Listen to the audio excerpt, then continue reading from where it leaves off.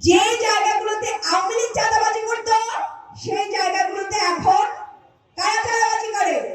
সরকার দলের লোকেরা চাঁদাবাজি করে, ছাত্র দল চাঁদাবাজি করে, বিএনপির লোকেরা চাঁদাবাজি করে।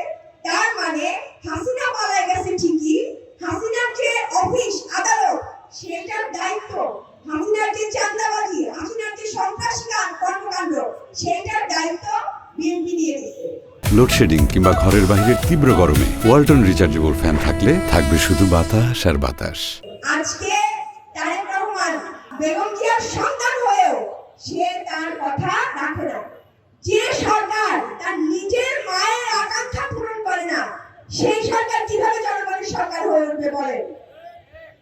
তো সেই জন্য আপনারা এই যে গণভোটের রায় দিয়েছেন, এত বছর পর সেই সময়ে জিয়াউর রহমানের সময় গণভোট হয়েছিল, আজকে এত বছর পর এতগুলো মানুষ মারা যাওয়ার পর আবার গণভোট হয়েছে।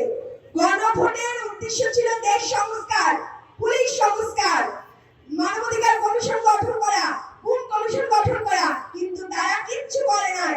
তারা আবার আওয়ামী লীগের দোকানটায় যে চেয়ারটা ছিল সে বিএনপি এখন আওয়ামী লীগের চেয়ারটায় বসে সেইখানে চাঁদাবাজি, সেই চাঁদাবাজি এবং এই যে টেম্পো স্ট্যান্ড দখলবাজি এগুলো করছে। দেখেন আপনার এলাকায় আমার ভাই নাসিরউদ্দিন পাটোয়ারি এসেছিলেন, তার উপরে হামলা হয়েছে। নাসিরউদ্দিন পাটোয়ারি কাউকে ভয় পায় না এবং সে যেটা সঠিক কথা সেটাই বলে। এখন আপনি তার মুখ বন্ধ করার জন্য তার উপরে হামলা করবেন, এটা হচ্ছে বিএনপির রাজনীতি। দেশ চালাইতে হলে সংবিধানকে ছুঁড়ে ফেলে দিতে হবে। দেশ চালাইতে হলে জুলাই সনদের যে আকাঙ্ক্ষা ছিল সেই আকাঙ্ক্ষা বাস্তবায়ন করতে হবে। দেশ চালাইতে হলে আপনার যে যুবদল বিএনপি যে সারা দেশে চাঁদাবাজি করে বেড়াচ্ছে সেই চাঁদাবাজি বন্ধ করতে হবে। দেশ চালাইতে হলে আপনি যে ছাত্র সংগঠন চালান, যারা রাস্তায় রাস্তায় মেয়েদেরকে ডিস্টার্ব করে, যারা অনলাইনে মেয়েদেরকে হ্যারাস করে, সেসব হ্যারাসমেন্ট বন্ধ করতে হবে। আপনি যদি এইসব পারেন, আমরা এই মঞ্চে দাঁড়িয়ে আপনাকে অ্যাপ্রিশিয়েট করব। আমরা সরকারে যাইতে চাই না, আমরা আপনি আসার পরে আমরা বলেছি যে আপনার সকল কাজে আমরা ভালো, আমরা আপনাকে অ্যাপ্রিশিয়েট করব, আপনাকে হেল্প করব, কিন্তু আপনারা ভালো কাজ করছেন না।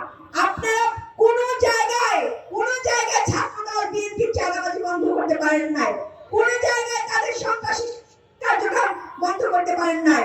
তা আপনারা জনগণ যে গণভোট দিয়েছে সেই জনগণের রায় আপনি বাস্তবায়ন করছেন না, তাহলে আপনি এই কয় মাস সরকার গঠন করে কি করছেন? কয়েকটা জিনিস, এই যে নিজের দলীয় লোকজনদেরকে নিয়ে বিভিন্ন জায়গায় বসাচ্ছেন, বিভিন্ন প্রতিষ্ঠানের এমডি হ্যান ত্যান এগুলো বানাচ্ছেন, নিজের রাজনৈতিক সচিব বানাচ্ছেন।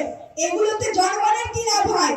দেশের ছেলেরা আজকে চাকরির জন্য ঘুরছে, আর আপনি পদ তৈরি করে এক একজনকে ওই চাটাচাটি করে তারপর আপনি একটা পদ দেন। তাহলে আপনি দেশের জনগণকে কি শিক্ষা দিলেন? একে ওকে গালিগালাজ করবে, অন্য দলকে গালিগালাজ করবে, আপনি নিয়ে তাকে একটা জায়গায় বসিয়ে দেবেন। এই হচ্ছে আপনার চরিত্র। এই চরিত্র একজন প্রধানমন্ত্রীর সাথে যায় না। আপনাকে স্ট্যান্ডার্ড ফলো করে কাজ করতে হবে।